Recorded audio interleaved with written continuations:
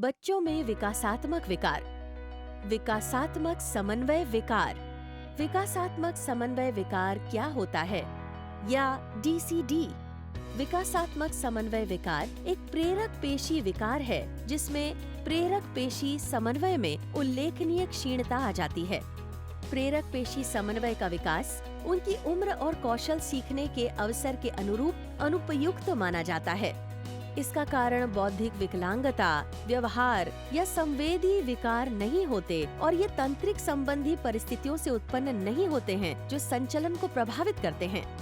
उनके सकल और सूक्ष्म पेशी समन्वय विकार से उनकी शैक्षणिक उपलब्धि और अवकाश सहित दैनिक जीवन यापन की गतिविधियों में उल्लेखनीय हस्तक्षेप होता है, जैसे अपनी देखभाल, कक्षा में योगदान और दैनिक कार्य इत्यादि।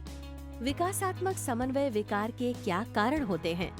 डीसीडी का सटीक कारण अभी तक निर्धारित नहीं किया गया है। किसी विशिष्ट मस्तिष्क घाव की पहचान नहीं की गई है। समय से पहले और कम वजन के जन्म वाले बच्चों में डीसीडी के मामले में वृद्धि हुई है। इसके साथ ही डीसीडी का पारिवारिक इतिहास एक आनुवंशिक कड़ी की संभावना का सुझाव देते हैं।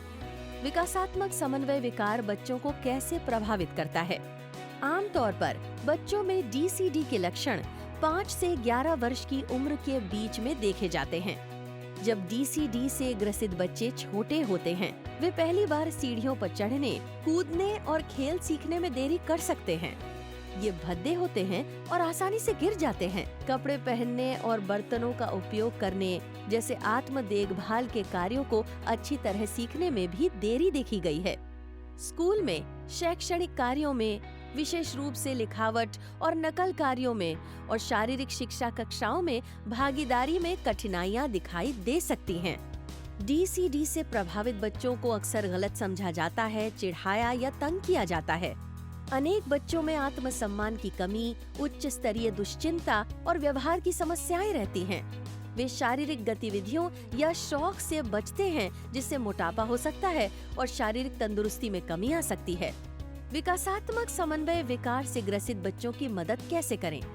डीसीडी से ग्रसित बच्चों के प्रशिक्षण में 2 पहलू शामिल होते हैं। सबसे पहले उनके अंतर्निहित संवेदी कमी को दूर करने के लिए प्रशिक्षण, जैसे कि संतुलन की भावना, ताकि उनके पेशी के प्रदर्शन में सुधार हो सके। दूसरा, ड्रेसिंग और स्किपिंग जैसे विशिष्ट कार्यों का प्रशिक्षण। कार्यों को छोटे चरणों में तोड़कर उन्हें निर्देश और दिखाने के लिए उन्हें अलग से अभ्यास करने दें, जब तक कि चरण पूरे कार्य को पूरा करने के क्रम में नहीं किए जाएं। पूरा विकासात्मक समन्वय विकार से ग्रसित बच्चों का दृष्टिकोण क्या होता है? प्रारंभिक परिस्थिति के आधार पर उनके दीर्घकालीन परिणामों की भविष्यवाणी करना मुश्किल है।